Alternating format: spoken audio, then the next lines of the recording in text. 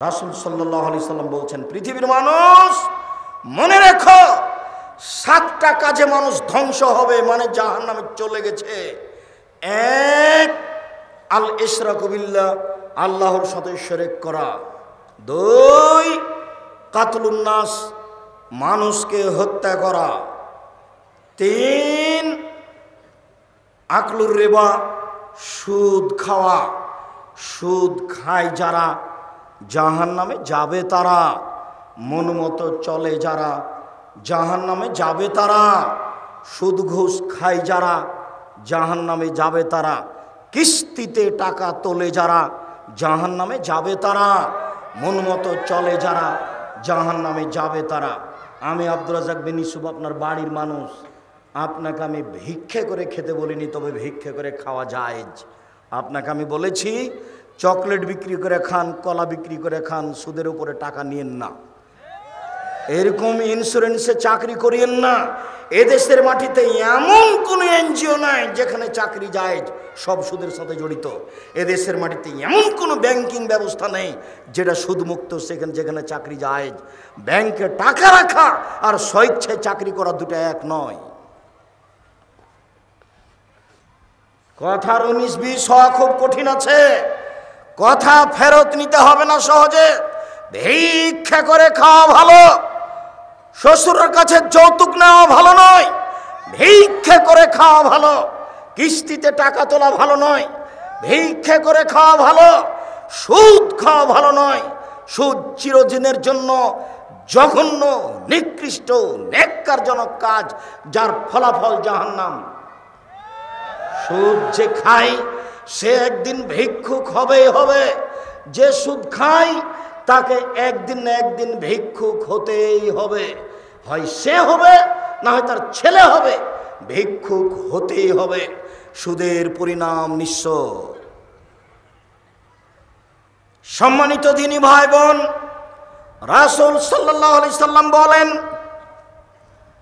7টি কাজে মানুষ ধ্বংস হবে, জাহান্নামে যাবে। তার 3 নম্বর হলো সুদ খাওয়া।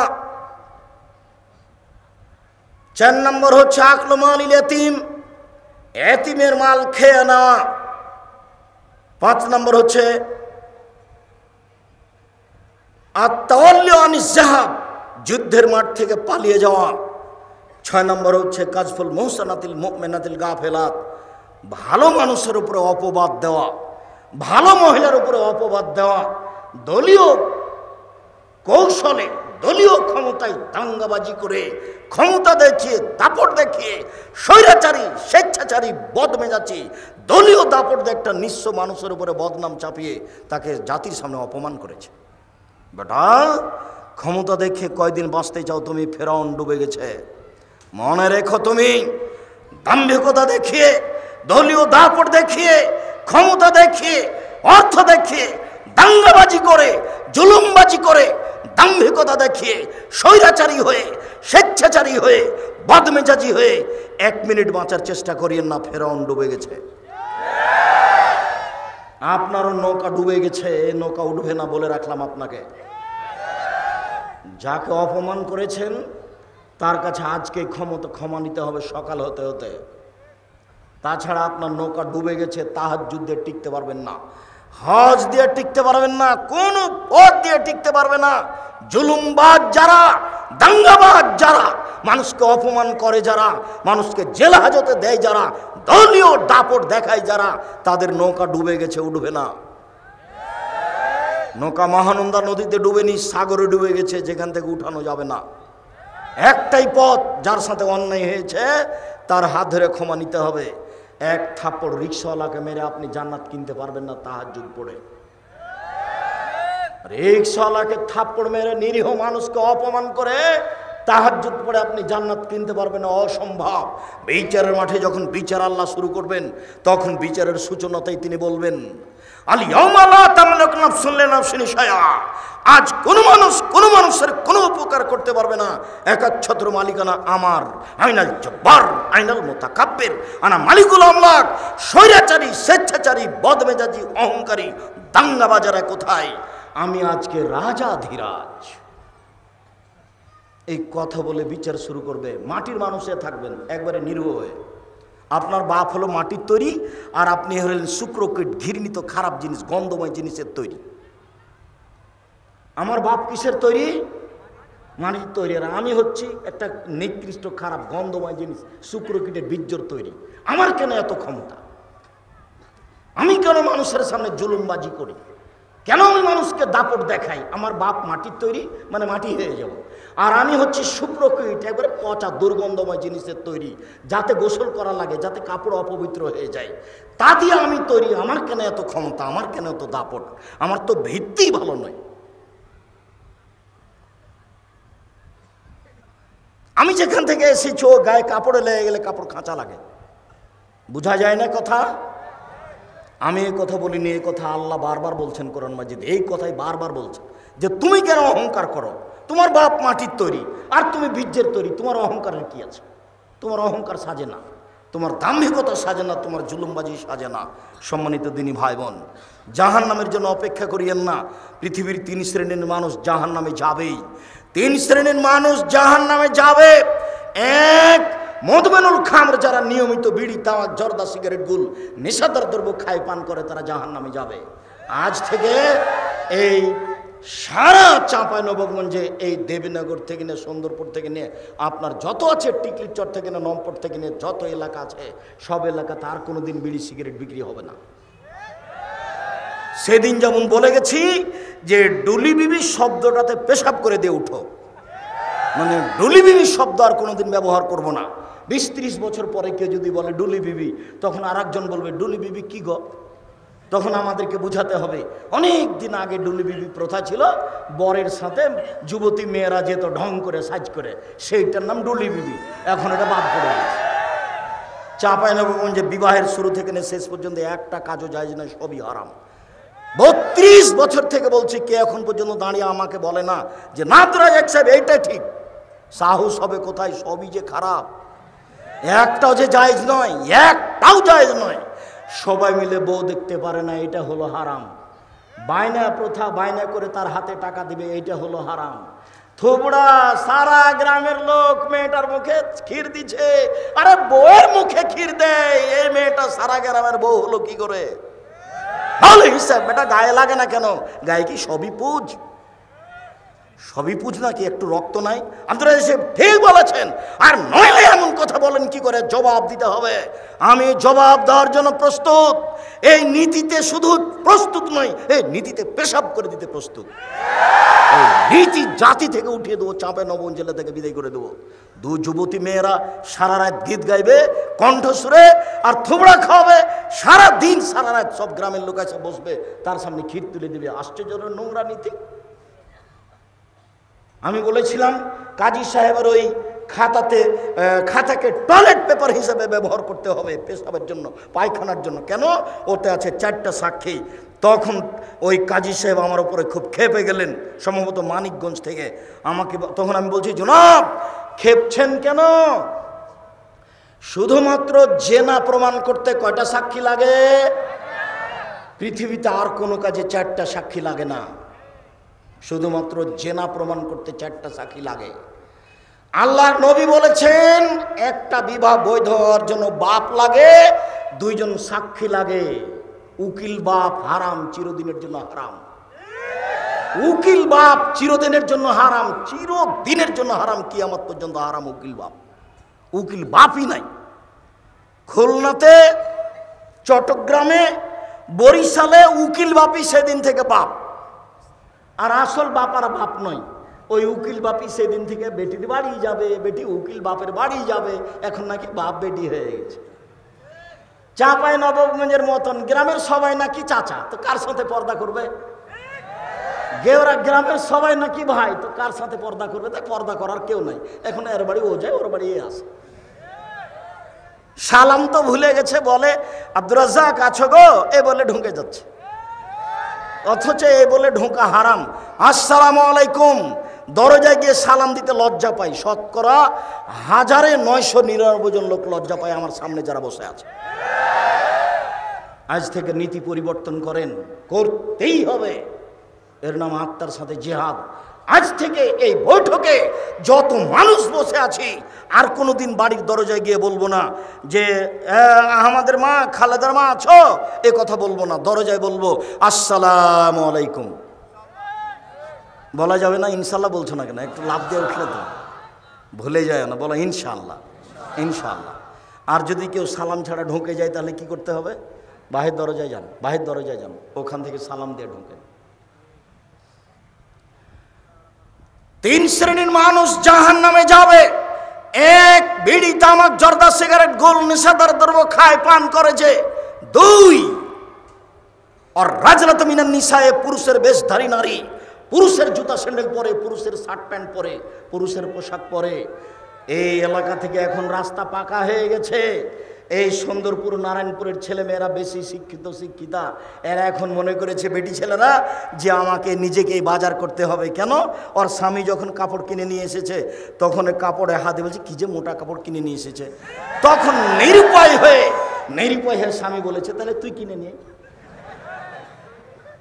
তখন ও যাওয়ার সুযোগ পেয়েছে। কাপুরুষ, কাপুরুষ, এর নাম কাপুরুষ, এর নাম কাপুরুষ। জীবনে আমরা কোনোদিন বাজারে যাইনি, জীবনে আমরা তো বেঁচে আছি। এবং এই কথা তো দূরের কথা, কাপড় কোনো মানুষ যদি কিনে নিয়ে এসে বাসায় দেয় তাহলে বলতে পাবে না এটা মোটা না চিকন। আর যদি স্বামী হাতে দেয় তাহলে বলতে হবে তুমি যাহাই আনিয়েছ তাহাতেই আমি খুশি। তাহলে সংসারের ভালোবাসা দ্বিগুণ বেড়ে যাবে। মোটা হোক চিকন হোক, তুমি যাহাই আনিয়েছ তাহাতেই আমি খুশি।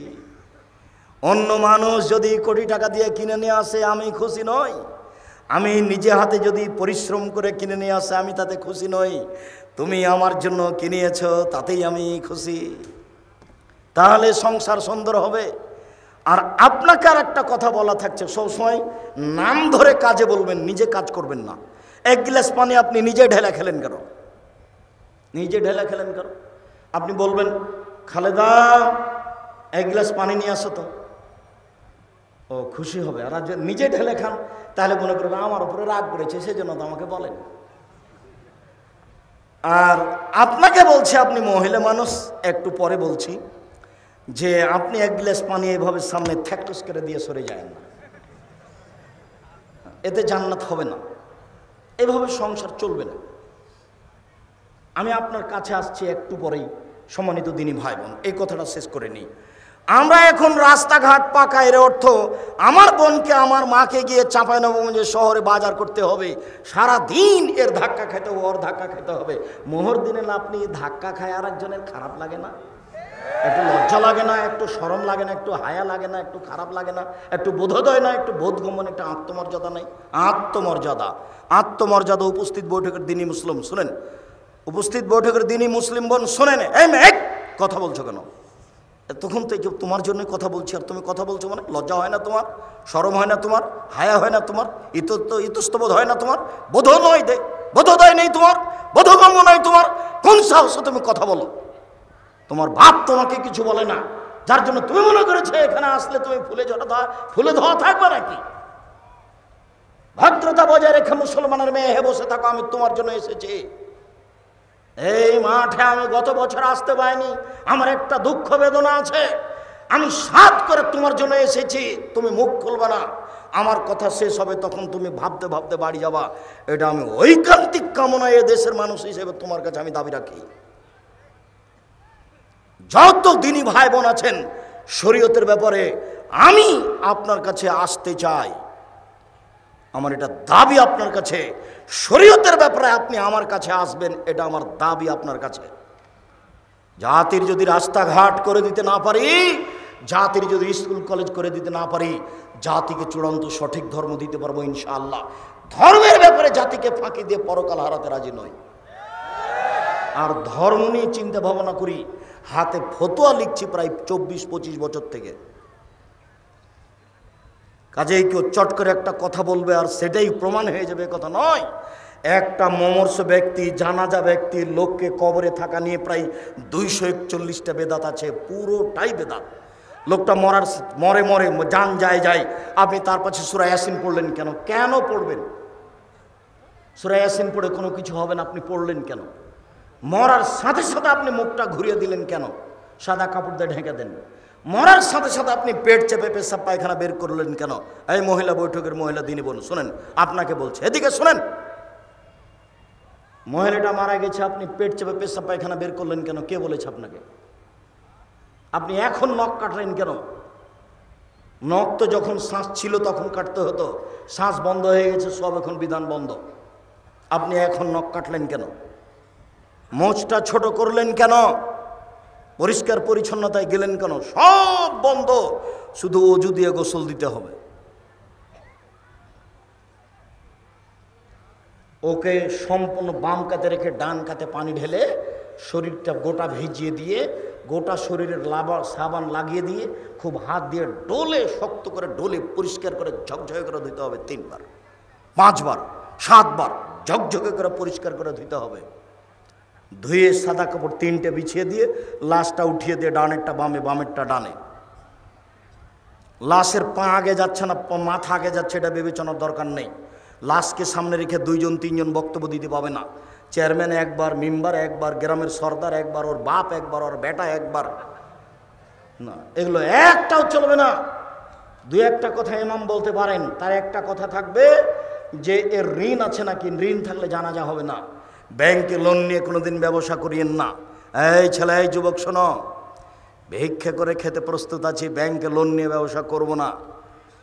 ও ব্যাংকে চাকরিজীবী, আপনাকে বলছি, সরকার আপনাকে লোন দিয়েছে, বাড়ি তো 5 তালা করেছে লোনের টাকায়, আপনার তো জানাজা হবে না।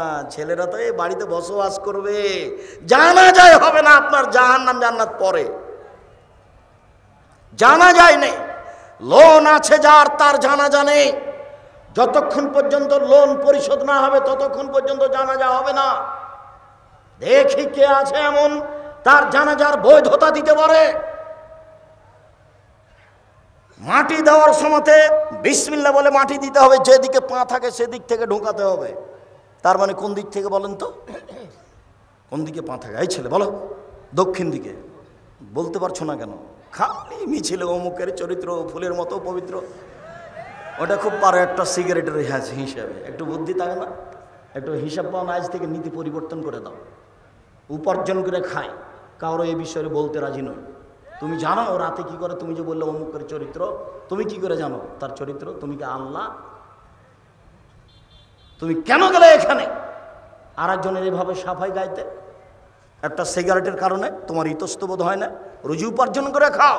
আরে ভিক্ষা করে খাবো, মানুষের বাড়িতে কাজ করে খাবো, ক্ষমতা নিয়ে বসবাস করব, সাহস নিয়ে ইমান নিয়ে বসবাস করব।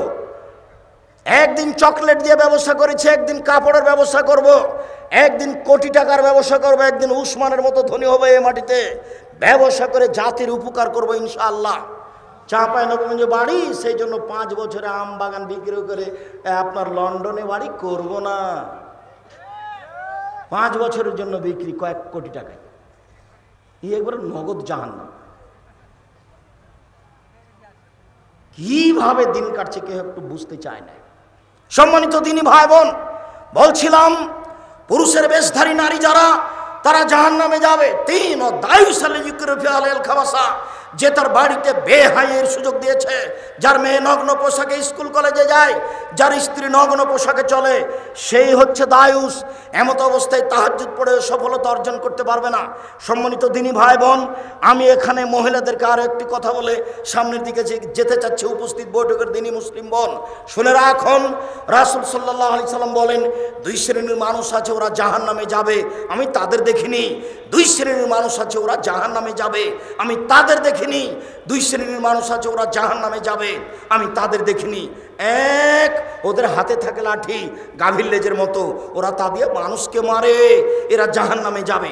2, নিশাউন মহিলা, কাশেয়াতুন, কাপড় পরে থাকে, আরিয়াতুন উলঙ্গ, মমিলাতুন এরা পুরুষকে নিজের দিকে আকৃষ্ট করে, মায়েলাতুন এরা নিজেরা আকৃষ্ট হয়, লায়াত খুল্লাল জান্নাহ এরা জান্নাতে যাবে না, জান্নাতে তো যাবে না, যাবেই না, ওয়ালা ইয়াজিদনা রিহাহা এরা জান্নাতের গন্ধ পাবে না, ফাইনা রিহা লা তুজাদু মিন মাসরিতে কাদা ওয়া কাদা যে জান্নাতের গন্ধ 1 বছরের দূরত্ব পথ থেকে পাওয়া যায়।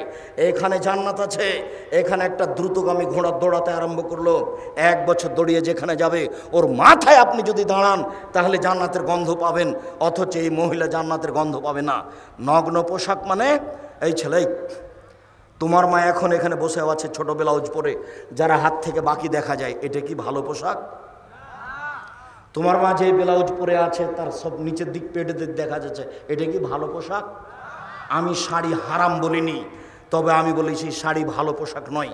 আমি বলেছি সালোয়ার কামিজ মেক্সি চাদর পরতে হবে। যদি শাড়ি পরে তাহলে হাত হতে হবে ব্লাউজের কবজি পর্যন্ত, নিচের দিকে নিচে চলে যেতে হবে, 1.5-2 গজ কাপড়ের ব্লাউজ বানাতে হবে। আর শাড়ি পরে যদি বাইরে বের হতে চাই তাহলে পা মোজা পরে বের হতে হবে, নইলে যখন অটোতে পা উঠাবে তখন হাঁটু পর্যন্ত দেখা যাবে। শাড়ি আমি না কচ করিনি, তবে শাড়ি ভালো পোশাক নয়। আমি বলেছি সালোয়ার কামিজ মেক্সি চাদর পরুন। সম্মানিত দিনী ভাই বোন, বলছিলাম এরই নাম হচ্ছে নগ্ন পোশাক, বিনিময় জাহান্নাম। আবার যখন ওরা রাস্তায় হাঁটে তখন সব পুরুষ তাকে দেখতে থাকে, আবার ওরা যখন রাস্তায় হাঁটে তখন কেন জানি কেমন কেমন করে, আনছান আনছান করে, একবার এই দিকে যায়, একবার ওই দিকে যায়, একবার হাত নাড়ে, একবার মাথার চুল নাড়ে। তার মানে পরিবর্তন হয়েছে ও নিজেই পুরুষের দিকে আকৃষ্ট হয়েছে, যা রাসূল সাল্লাল্লাহু আলাইহি সাল্লাম বলেন, এই ছেলে, 2-1টা ছেলে বাচ্চা আপনার পাশ থেকে উঠে যদি তা আপনি ঠেকাবেন কেন? ও তো এইসব কথা বুঝতে পারে না, ও যেতে চাইবে, আর যার সামনে দিয়ে যাবে সে কথা ধরে রাখতে পারবে না। আর আপনি দয়া করে কোনো প্রয়োজন আমাকে দেখায়েন না কিছুক্ষণ। সম্মানিত দিনী ভাই বোন, রাসূল সাল্লাল্লাহু আলাইহি ওয়াসাল্লাম বলেন, লানা রাসূলুল্লাহ সাল্লাল্লাহু আলাইহি সাল্লাম আকেল রিবা ওয়া মুকিলাহু ওয়া কাতিবাহু ওয়া শাহিদাইহি, যে সুদ খায় তার উপরে অভিশাপ, যে সুদ দেয় তার উপরে অভিশাপ, যে সুদ নেয় তার উপরে অভিশাপ, যে সুদের অঙ্ক কষে তার উপরে অভিশাপ, যে সুদের সাক্ষী থাকে তার উপরে অভিশাপ, ব্যাংকে যত ব্যবস্থাপনা আছে সবার উপরে অভিশাপ। আমি বলিনি, আমি অনুবাদক। শেষ বাক্যে তিনি বলেছেন হোম সওয়া, আজ থেকে তওবা করে উঠতে হবে, আর যেন কিস্তি না চলে। তোমার চলবে না, তোমার বাপের চলবে না, তোমার বোনের চলবে না, তোমার মায়ের চলবে না, একবারে টোটালি কিস্তিতে পেশাব করে উঠতে হবে। আবু হুরায়রা রাদিয়াল্লাহু তাআলা আনহু বলেন, রাসূল সাল্লাল্লাহু আলাইহি সাল্লাম বলেছেন, মায়াকুল দিরহাম রিবাহ ইয়ালাম আসাদু মিন সিত্তাতি ওয়া সালাসিনা জিনিয়া, কেউ যদি জেনে শুনে 1 টাকা সুদ খায় 36 বার জেনা করে যত পাপ হবে, 1 টাকা সুদ খেলে তার চেয়ে বেশি পাপ হবে। আমি বলিনি, আমি অনুবাদক, এ কথা আমি বলিনি। বাচ্চা, এই কথা আমি বলিনি, আবার অনুবাদ করছি। রাসূল সাল্লাল্লাহু আলাইহি সাল্লাম বলেন, মায়াকুল দিরহাম রিবা ওয়া ইয়ালাম, কেউ যদি জেনে শুনে 1 টাকা সুদ খায়, হে আসাদু মিন সিত্তাতি ওয়া সালাসিনা জিনিয়া, 70 বার জেনা করে যত পাপ হবে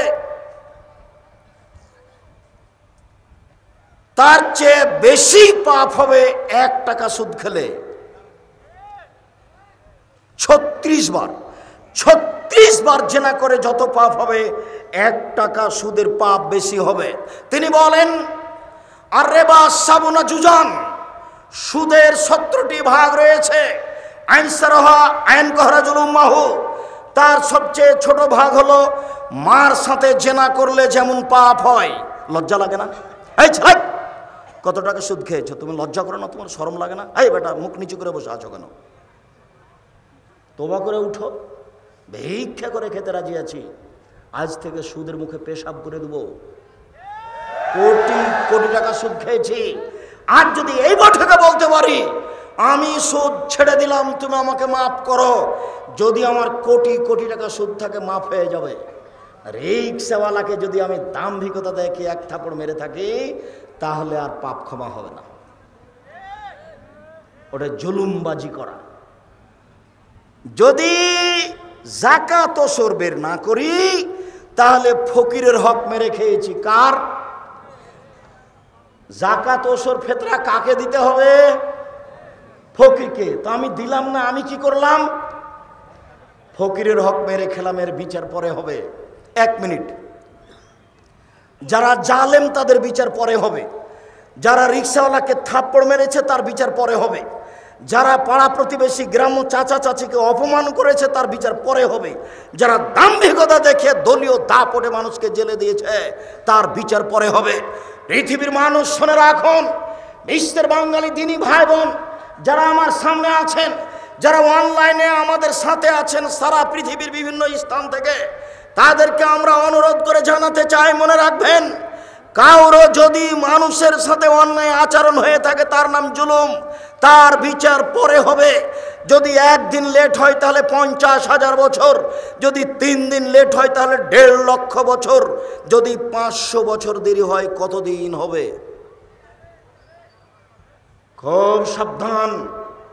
বিচারের সময়সীমা ভালো মানুষের জন্য কয় মিনিট? 5-7 মিনিট, 1 ওয়াক্ত সালাতের সমান। বিচারের মাঠে একটা ভালো মানুষের বিচারের সময়সীমা কতটুকু? 1 ওয়াক্ত সালাতের সমান, 1 ওয়াক্ত ফরজ সালাত আদায়ের সমান, 1 ওয়াক্ত ফরজ সালাত আদায়ের সমান। মনে থাকবে না মনে হয়? তো আমরা ধরে নিই মাগরিবের সালাত আদায় করতে 5-7 মিনিট লাগতে পারে, আমরা ধরে নিই এশার সালাত আদায় করতে 10 মিনিট লাগতে পারে। আল্লাহ রাসূল বলেছেন ভালো মানুষের বিচার হবে 1 ওয়াক্ত সালাতের আদায়ের সময়সীমা 5-7 মিনিট, 10 মিনিট। আর কবরের সময়সীমা হলো বাসর রাতের সমান। বাসর রাতের সমান। চাচাতো বোন ফুফাতো বোনকে বাসর রাত সাজাতে হবে না, বাসর ঘর এটা হারাম। বাসর ঘর সাজাতে হবে এ কথাই ঠিক, কনেকে সুন্দরী করে সাজাতে হবে এ কথাই ঠিক। এদেশে একটা বই পাওয়া যায় আদর্শ পরিবার, এখানেই আছে। আপনি যদি মনে করেন আব্দুর রাজ্জাক সাহেব কিনে নিয়ে আপনাকে ঠকিয়ে দিয়েছে, আমার কিছু করার নেই। ওখানে বাসর রাত কেমন হবে তা লেখা আছে, বাসর রাতের বিস্তারিত বিবরণ দেওয়া আছে, কনেকে সুন্দরী করে সাজাতে হবে কথা বলা আছে। বাসর ঘরে ঢুকে আগে বইয়ের মাথায় হাত দিয়ে দোয়া পড়তে হবে, তারপরে 2 রাকাত সালাত আদায় করতে হবে, তারপরে দাম্পত্য জীবনে যেতে হবে। গেলাম রাত 10টার সময়, কিছু কথাবার্তা বললাম, তারপরে সাংসারিক যে 2 রাকাত সালাত আদায় করলাম, তারপরে কিছু কথাবার্তা বললাম, রাত 2টা বেজে গেল, এখন ঘুমাতে গেলাম। তাহলে ঘুমে থাকলাম 3 ঘন্টা, 5টার সময় আজান হয়ে গেল, এই 3 ঘন্টা ঘুমালাম। রাসূল সাল্লাল্লাহু আলাইহি ওয়াসাল্লাম বলছেন কবরের সময়সীমা হলো বাসর রাতের সমান। তাহলে মোটামুটি কবরের থাকার সময়সীমা হলো 2.5-3 ঘন্টা, 4 ঘন্টা এরকম হতে পারে। যখনই ভালো মানুষকে ঘুম থেকে জাগানো হবে তখন সে বিরক্ত হয়ে বলবে, আরে এখনই তো ঘুমালাম, এভাবে তাড়াহুড়া করে জাগানো হচ্ছে কেন? তাকে কেউ জাগাবে না তার কাছের মানুষ ছাড়া। আল্লাহ রাসূল বলছেন নাম কানামাতিল আরুসে, তুমি ঘুমিয়ে যাও বাসর রাতের ঘুমানোর মতো, তুমি ঘুমিয়ে যাও বাসর রাতের ঘুমানোর মতো। তুমি উত্তর সুন্দর দিয়েছ, লাইকে জহিল্লাহ বাহালি, তাকে কেউ জাগাবে না তার প্রিয় মানুষ ছাড়া, তাকে কেউ জাগাবে না তার প্রিয় মানুষ ছাড়া। যখন জাগাতে যাবে তখন বিরক্ত হবে, এই তো ঘুমালাম তুমি জাগালে কেন? অথচ ঘুমিয়ে আছে 2000 কোটি বছর থেকে, 400 কোটি বছর থেকে, 20,000 বছর থেকে, 50,000 বছর থেকে ঘুমিয়ে আছে। কিন্তু যখন তাকে উঠাবে তখন ও কি মনে করবে? বুঝাতে পারলাম না, কেবলই ঘুমালাম তো বাসর রাতের সমান, এই তো ঘুমালাম। যদি ভালো মানুষ হয় তাহলে কবরের সময়সীমা বাসর রাতের সমান, আর যদি ভালো মানুষ হয় তাহলে বিচারের মাঠের সময়সীমা কতটুকু? 5-7 মিনিট, 10 মিনিট, 1 ওয়াক্ত সালাত আদায়ের সমান। বিচারের মাঠে যদি জালেমের 1 দিন দেরি হয় তাহলে 50,000 বছর, 3 দিন যদি লেট হয় তাহলে 1.5 লক্ষ বছর, যদি 500 বছর দেরি হয় তাহলে কতদিন আমি বলতে অক্ষম। সম্মানিত দিনী ভাই বোন, ভুলেও কোনো দিন জুলুমবাজি করে 1 দিন 1 ঘন্টা বাঁচার চেষ্টা করবেন না। ফেরাউন ডুবে গেছে, আমার জন্য নৌকা ডুবে না যায়, আমি একটু বাঁচতে চাই, সংবরণশীল হয়ে, ধৈর্যশীল হয়ে, ধৈর্যের পরিচয় দিয়ে, কাউকে গালি না দিয়ে, দাম্ভিকতা না দেখিয়ে অল্প সময় বেঁচে থাকার চেষ্টা করুন। 1 মিনিট, একটা। আমার মা নকল করছেন আমার নানির কথা। আমার নানি আমার নানাকে বলতেন যে আশেপাশের লোক যে ধান কেটে নিল তুমি কখন যাবা? তখন আমার নানা উত্তরে বলতেন তো যে বললে তো আমি কি বুঝলাম? যদি চাপ দিয়ে আমার নানি আদায় করতো তখন বলতেন যে আশেপাশের লোক কাটা নেক, তারপরে কাটবো। তা আমার নানার জীবন তো চলে গেছে, আমার নানির জীবন তো চলে গেছে। আমার খালা সিরাজউদ্দিন হচ্ছেন আমার খালু। তা আমার নানা আমার খালার বাড়িতে বেড়াতে এসেছেন, বেটিকে দেখতে এসেছেন। এখন দেখার পরে চলে গেছে বাড়িতে। তো আমার নানি জিজ্ঞাসা করছে বেটি কেমন হয়ে আছে? এটাই হলো শব্দ, আর কিছু না। এখন আমার নানি কি বুঝলেন? বেটি যে দেখা এলে তুমি তো কি বুঝলেন? হয়তো আমার বেটির সাথে দেখাই হয়নি, বাইরে বসে দেয় কিভাবে চলে গেছে, এমন হয় তো দুনিয়া থেকে তো চলে গেছে, সময় তো শেষ হয়ে গেছে।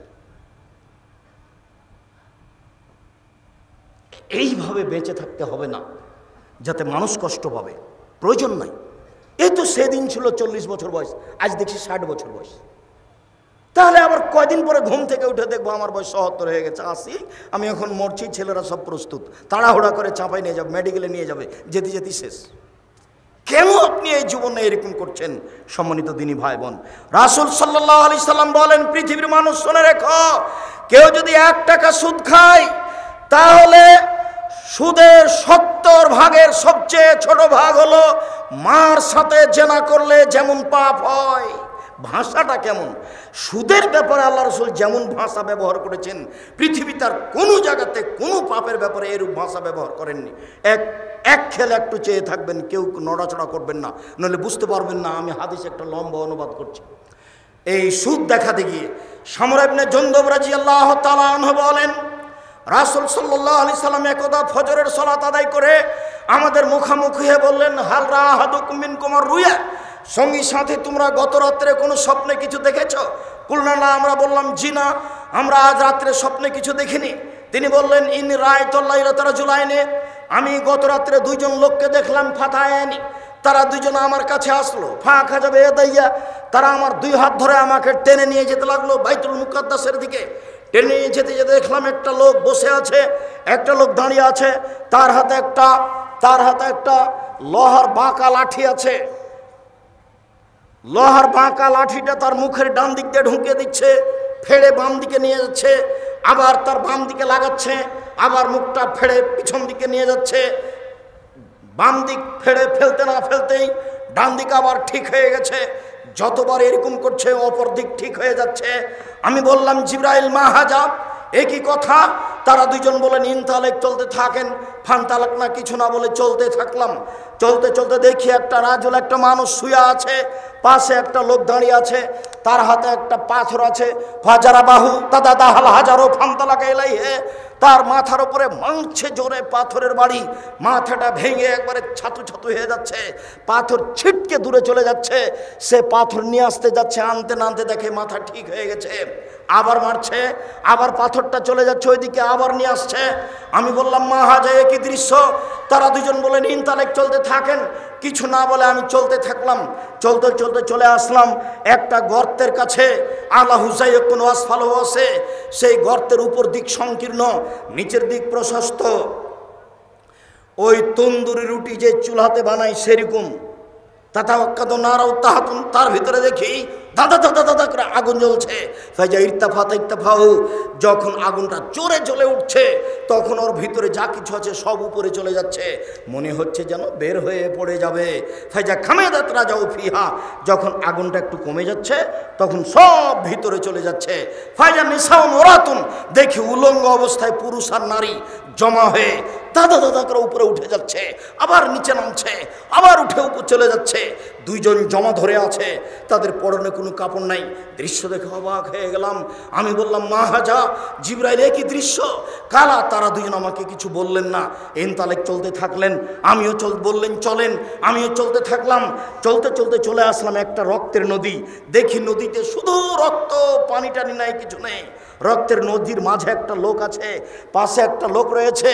যে লোকটা পাশে আছে তার হাতে একটা আছে, পাথর আছে। যতবার রক্তের নদী থেকে লোকটা উঠতে চাচ্ছে ততবার পাশ থেকে মেরে তার মুখকে ভেঙে চুর করে দিচ্ছে। চুরমার করে দিচ্ছে, ও ভিতরে চলে যাচ্ছে, আবার আসার চেষ্টা করছে, আবার পাথর মারছে। আমি বললাম একই দৃশ্য। তারা দুজন বললেন ইনতালেক, চলতে থাকেন। আমি আর কিছু না বলে চলতে থাকলাম। চলতে চলতে চলে আসলাম একটা বাগানে। সেই বাগান দেখি খুব সুন্দর বাগান, অফিয়া সাধারণত নাজিমা। বাগানে দেখি একটা খুব বিরাট গাছ, সেই গাছের পাশে দেখছি একটা বৃদ্ধ মানুষ হেলান দিয়ে বসে আছেন। দেখি একটা দূরে একটা লোক, তার হাতে একটা লোহার লাঠি আছে, ইকদুন্নারা, ও আগুনকে এভাবে লোহার লাঠি দিয়ে উত্তেজিত করছে। ফাসায়দা বিয়া সাজারা, তারা দুজন আমাকে ধরে গাছের উপর দিকে নিয়ে চলে গেলেন, মাঝামাঝি দিকে একটা ঘরে ঢুকে দিলেন। আরে গাছের মাঝামাঝিতে ঘর, এত সুন্দর দামি ঝকঝকে ঘর, ঝকঝকে ঘর আমি জীবনে কোনোদিন দেখিনি। সব কিছু দেখলাম। সেখানে দেখি যুবক, যুবতী, পুরুষ, নারী, বৃদ্ধ, সব বৃদ্ধা পরিপূর্ণ হয়ে আছে। তারা দুজন আমাকে সেখান থেকে বের করে নিলেন, আর উপরে নিয়ে গেলেন, আর একটা ঘরে ঢোকালেন। দেখি সেই ঘর আগের ঘরের চেয়ে অনেক উত্তম। সেই ঘরে আছে শুধু যুবক আর বৃদ্ধ মানুষ আছে। এইবার তারা দুইজনকে আমি বললাম, এতক্ষণ পর্যন্ত যা কিছু দেখলাম আমাকে বলে দেন। তখন তারা দুইজন বললেন, আচ্ছা আচ্ছা ঠিক আছে, সব বলে দিচ্ছি আপনাকে। আপনি কি দেখলেন? ওই যে প্রথমে দেখলেন একটা লোক বসে আছে, তার মুখের ডান দিক দিয়ে লাঠি ঢুকিয়ে ফেড়ে পিছন দিকে নিয়ে যাচ্ছে, বাম দিকে লাঠি ঢুকিয়ে ফেড়ে পিছন দিকে নিয়ে যাচ্ছে। ফারাজুলুন কাযাব, মিথ্যা কথা বলতো। যারা জীবনে মিথ্যে কথা বলবে তাদের এই অবস্থা হবে। যতদিন পর্যন্ত বিচার না হয়েছে এরকম হতে থাকবে। মিথ্যে কথা বললেন কেন? সুলিও হবে না, ফাঁসিও হবে না। কেন আপনি মিথ্যা কথা বলতে গেলেন? কেন আপনি মিথ্যা সাক্ষী দিবেন? হাদিস বুখারী মুসলিম এক খেয়ালে চেয়ে থাকবেন, যার মুখ ফেড়ে ফেলা হচ্ছে এ হলো মিথ্যুক। বিচারের দিন পর্যন্ত এইভাবে তার শাস্তি হতে থাকবে। বিচার হলে কি হবে বুঝাই যাচ্ছে, জাহান্নাম হবে, তবে আল্লাহ ভালো জানে। দুই, ওই যে দেখলেন যে লোকটা শুয়ে আছে, পাশ থেকে পাথর মেরে তার মাথাকে ভেঙে চৌচির করে দেওয়া হচ্ছে। রাজুলুন আলেম, উনি হচ্ছেন মাওলানা মানুষ। উনি কেমন মানুষ? মাওলানা মানুষ। হুজুর এবার আটকা পড়েছে, বক্তা শ্রোতার পরিচয় বই পড়তে হবে, জরুরি। হুজুরকে দিয়ে জাহান্নাম উদ্বোধন হবে। কাকে দিয়ে জাহান্নাম উদ্বোধন হবে? হুজুরকে দিয়ে। আল্লাহ রাসূল বলছেন যে জিবরাইল আমাকে মেরাজে নিয়ে যাচ্ছেন উপরে। হঠাৎ দেখি অনেক মানুষ, যাদের ঠোঁট এবং জিভাকে আগুনের কেঁচি দিয়ে কেটে দেওয়া হচ্ছে, আগুনের কেঁচি দিয়ে জিভা কেটে দেওয়া হচ্ছে। আমি বললাম জিবরাইল মান হাওলা, একই কথা। ছি ছি ছি ছি ছি ছি, জিভা কেন আগুনের কেঁচি দিয়ে কেটে দেওয়া হচ্ছে? তখন জিবরাইল বলছেন, হাওলাই খুতবান উম্মতিক, এরা হচ্ছে আপনার উম্মতের বক্তা, যারা বক্তৃতা করে বেড়াতো। আমি জানি না আপনার মুফাসসিরের কি হবে। আপনার মুফাসসির দিয়ারের মাটিতে এসে 3 ঘন্টা বক্তব্য দিল, তারপরে বলছে এই আয়াতের তাফসির তো আরো 2 দিন লাগবে। আল্লাহর কসম, ওরকম তাফসির দুনিয়াতে নাই। আপনি বাস্তব পরীক্ষা করবেন। এই ছেলে কতদিন থেকে টাকা এভাবে উঠাও গো তাফসির মাহফিলে? বলো যে ভুল হয়েছে, আর কোনোদিন করবো না। এই ছেলে শোনো, তোমাকে বলছি, বাংলা তাফসির ইবনে কাসির পাওয়া যায়, সবচেয়ে বড় এবং ব্যাপক। তোমার হুজুরকে বলে দিও সূরা কাহাফের 10 নম্বর আয়াত পর্যন্ত তাফসির করবেন, তারপরে তুমি বাংলা খুলে বসে থাকবা। আল্লাহর হস্তে তোমার সাথে তার কোনো মিল খাবে না। তোমাকে ফাঁকি দিয়েছে, জাতিকে ফাঁকি দিয়েছে। 20,000 টাকা লস হয়েছে, আবার মুরগির গোস্ত, আবার একটু মনে হয়ে গেলে চোখ গরম।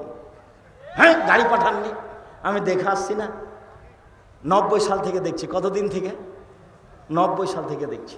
আমি কোনোদিন বলিনি গাড়ি কোথায়, কোনোদিন বলিনি গাড়ি কোথায়, ব্যবস্থাপনা ভালো হয়নি কেন, কোনোদিন বলিনি।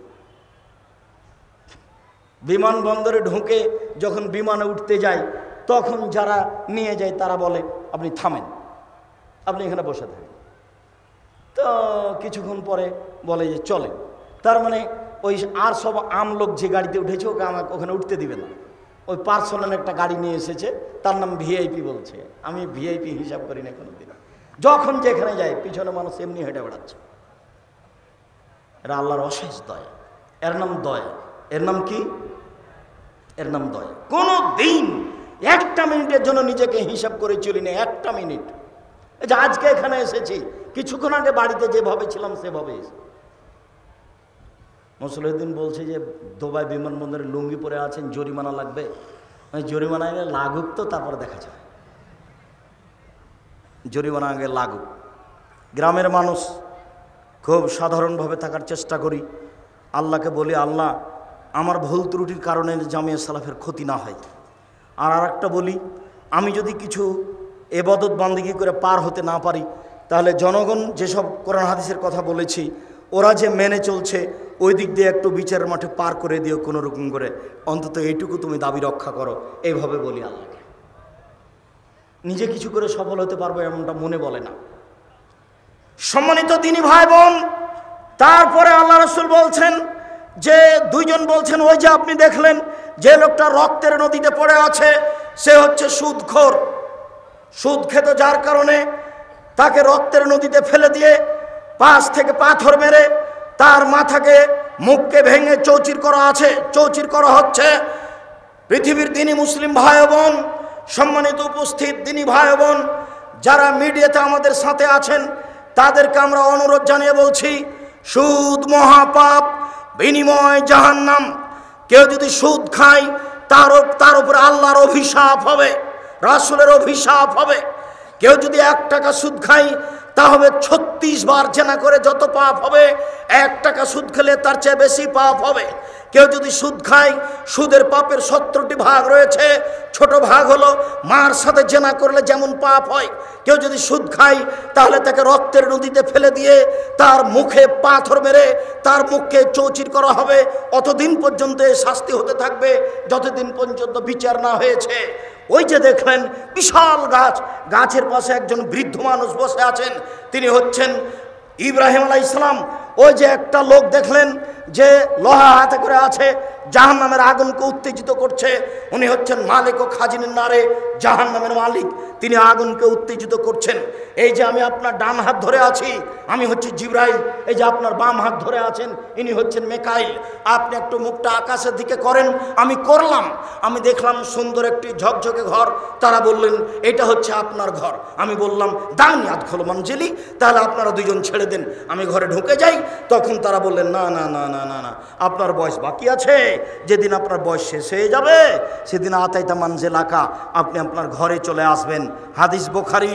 সম্মানিত দিনী ভাই বোন, আপনাকে আমি সুদের মতো নেককারজনক নোংরা পাপ থেকে বেঁচে থাকার জন্য অনুরোধ জানাচ্ছি। কেউ যদি সুদ খায়, কেউ যদি ঘুষ খায়, কেউ যদি ওসর যাকাত আদায় না করে, তাহলে সে রুজি দিয়ে জাহান্নামে যাবে। শুনুন, সে রুজি দিয়ে তার কোনো ইবাদত কবুল হবে না। ওই যে লোকটা বিদেশে আছে, হাত তুলে দোয়া করছে, হাত তুলে দোয়া কবুল হয়, হাত তুলে দোয়া করছে। আল্লাহ রাসূল বলছেন যে কি করে দোয়া কবুল হবে? তার খাদ্য আছে হারাম, তার পোশাক আছে হারাম, তার পানি হচ্ছে হারাম, তার জীবিকা নির্বাহ হারাম। আন্না ইস্তাজাবু লাহু, তার দোয়া কি করে কবুল হতে পারে? তার দোয়া কবুল হবে না, আপনার কোনো ইবাদত কবুল হবে না। লা ইয়াদখুলুল জান্নাতা জাসাদুন গুজিবিল হারাম, ওই শরীর জান্নাতে যাবে না যে শরীর হারাম উপায়ে বড় হয়। রাসূল সাল্লাল্লাহু আলাইহি ওয়াসাল্লাম বলছেন কুল্লু লাহমিন নাবাতা মিনাস সাওতি কানাতিন নার আওলা বিহি, যে শরীর হারাম উপায়ে বাড়ে তার জন্য জাহান্নাম যথেষ্ট। সম্মানিত দিনী ভাই বোন, সুদ খেয়ে ছেলে মেয়েকে লালন পালন করিয়েন না, ব্যাংক থেকে লোন নিয়ে ছেলে মেয়েকে লালন পালন করিয়েন না। আমি আপনার কাছের ভাই, আমি আপনার দিনী ভাই, আপনাকে বিনীত অনুরোধ জানাচ্ছি। উপস্থিত বৈঠকের দিনী মুসলিম বোন, এই ছেলে থামো, 4টে কাজ করেন, জান্নাতের সব দরজা খোলা। উপস্থিত বৈঠকের দিনী মুসলিম বোন চলে গেছেন নাকি? ঢং ঢং করে এসেছেন, ঢং ঢং করে চলে গেলেন। দেবরের সাথে এসেছেন, গল্প করতে করতে আবার গল্প করতে করতে চলে যাচ্ছেন। স্বভাব কেন এত খারাপ আপনার? স্বভাব কেন এমন? আপনি মহিলা মানুষ, লজ্জা করতে পারেন না? একবারে নিজেকে ঢেকে রাখবেন, যা হবে হবে। নিজেকে গুটিয়ে রাখবেন, যা হবে হবে। নিজেকে শক্ত করতে শিখুন। সবচেয়ে বড় মুজাহিদ ওই যে আত্মার বিরুদ্ধে জিহাদ করতে পারে। দেবরের পাশে বসে গল্প করতে হবে না, তাতে আমি রাজি নই। দেবরকে খেতে দেবো এ কথাই ঠিক, দেবরের কাজ করবে এ কথাই ঠিক, সম্ভবপর জীবন বাজি রেখে আড়ে থেকে কাজ করবে এ কথাও ঠিক। সারা গ্রামের সবাই আমার চাচা নয়, ভুল হিসাব। সারা গ্রামের সবাই আমার বাপ নয়, ভুল হিসাব। সারা গ্রামের সবাই আমার ভাই নয়, ভুল হিসাব। নিজেকে গুটিয়ে রাখতে হবে, এ কথাই ঠিক। নিজেকে গুটিয়ে রাখতে হবে, এ কথাই ঠিক। তারা জান্নাত লাভ করা যাবে না। 4টা কাজ করেন, জান্নাতের সব দরজা খোলা। 4টা কাজ করেন, জান্নাতের সব দরজা খোলা। 1, 5 ওয়াক্ত সালাত। 2, রমজান মাসের রোজা, এই যে আসছে কদিন পরে। 3, স্বামীকে মেনে চলা। 4, জেনায় লিপ্ত না হওয়া। এই 4টা কাজ করলে জান্নাতের সব দরজা খোলা, যেটা দিয়ে ইচ্ছা সেটা ঢোকেন। আব্দুর রাজ্জাক সাহেব, থামেন থামেন থামেন থামেন। আপনার 2টা মেনে চলি, 5 ওয়াক্ত সালাত আদায় করি, রমজান মাসে সিয়াম পালন করি, স্বামীর কথা মেনে চলতে পারি না। ও গালি দেয়, ওর মুখ খারাপ, ও গালি দেখ, ও মুখ খারাপ করুক, তবু আপনি ধৈর্য ধারণ করেন, ভালো হবে। তিতা লাগুক মিঠা লাগুক, স্বামীকে মেনে চলেন, ভালো হবে। একে বাদ দিয়ে অন্য জায়গায় গেলে ও যে ভালো হবে তা কি করে বলা যেতে পারে? শুনুন, কখনো 1 গ্লাস পানি চাইলে গ্লাসটা এভাবে রেখে দিয়ে মুখটা ভারী করে এভাবে চলে যাবেন না, তখন আর ইবাদত কবুল হবে না। 7 দিন 8 দিন পার হচ্ছে, মাস পার হচ্ছে, স্বামীর সাথে কথা চলে না, কথা বন্ধ আছে। বেটিকে খাদ্য দিয়ে পাঠান, রুটি দিয়ে পাঠান, বেটাকে দিয়ে পাঠান, বৌমাকে দিয়ে পাঠান, নিজে যান না, এরকম জীবন চলবে না। এখনই গিয়ে তার হাত ধরে ক্ষমা নিয়ে সংসার সুন্দর করতে হবে। শেষ পর্যন্ত যদি আমার অনুরোধ রক্ষা না করতে পারেন, তাহলে খোলা তালাক করে পৃথক হয়ে যান, আপনিও বাঁচেন, সেও বাঁচুক। 4, জেনায় লিপ্ত হবেন না। আব্দুর রাজ্জাক সাহেব, ছাত্রী জীবনে জেনা ঘটেছিল, এখন কি করতে হবে বলেন? আপনি আজ থেকে জেনা বন্ধ করেন। এই ছেলে, তোমাকে বলছি, তুমি আর কোনোদিন বড় মোবাইল ব্যবহার করবে না। যেমনভাবে ডুলি বিবি বিদায় করেছ, যেমনভাবে ক্ষীর কাঁচি আমাটা বরন্তা বিদায় করেছ, তেমনিভাবে একবারে চিরদিনের জন্য এটাকে বিদায় করে দাও। বড় মোবাইলে পেশাব করে দাও। এই বড় মোবাইল তোমাকে ধ্বংস করেছে, তোমার বাপকে ধ্বংস করেছে, তোমার মাকে ধ্বংস করেছে, তোমার বংশকে ধ্বংস করেছে, তোমার জাতিকে ধ্বংস করেছে। তুমি এই বড় মোবাইলে ল্যাংটা মেয়েকে দিন রাত দেখে চক্ষু ঠান্ডা করে, কলিজা ঠান্ডা করে জান্নাত কিনতে চাও, এটা সহজ হয়ে গেল? জান্নাত কি এত সহজ? জান্নাতের মেয়েদেরকে ভোগ করা এত সহজ নয়। ওরা খুব দামি মেয়ে, ওদের আছে লম্বা লম্বা টানা টানা ডাগর ডাগর চোখ, ওদের আছে কালো কুচকুচে লম্বা লম্বা কোঁকড়া কোঁকড়া চুল। তাদের কোনোদিন পেশাব হবে না, তাদের কোনোদিন পায়খানা হবে না, তাদের কোনোদিন হায়েজ ঋতু হবে না, তাদের গায়ে কোনোদিন ময়লা হবে না, তাদের পোশাকে কোনোদিন ময়লা হবে না। তারা হবে 15-16 বছরের যুবতী যেমন হয়, তারাকে দেখলে মনে হবে ঝিনুকের মধ্যে লুকানো মুক্তা। আল্লাহ বলছেন, লাম ইয়াতমিসহুন্না ইনসুন ওয়ালা জিন, কখনো তাদেরকে জিন স্পর্শ করেনি, কখনো তাদেরকে মানুষ স্পর্শ করেনি। যারা ঢাকা থাকে তারাই হলো দামি। যত মহিলা বেশি ঢাকা থাকবে তত দামি হবে। জান্নাতের মেয়েদেরকে ঢাকানো আছে, তুমি সহজে তাদেরকে ভোগ করতে পারো না। এই ল্যাংটা মেয়েকে দেখে চক্ষু ঠান্ডা করে, কলিজা ঠান্ডা করে জান্নাতের মেয়ে ভোগ করার হিসাব করো না। সিদ্ধান্ত পরিবর্তন করো, মাটির মানুষ সেজে যাও, এই মোবাইল ফেলে দাও, এখান থেকে জীবন হারায় না, নিজে ধ্বংস হয়েও না, বাপ মাকে ধ্বংস করো না, জাতিকে ধ্বংস করো না। বলছিলাম, দিনী বোন আপনাকে বলছে, এই ছেলে তোমাকে বলছি, আজ থেকে তুমি যদি এই পাপ বন্ধ করতে পারো, আল্লাহ তাআলা বলেন, ওয়ানাহান নাফসা আনিল হাওয়া ফাইনাল জান্নাতাল মাওয়া।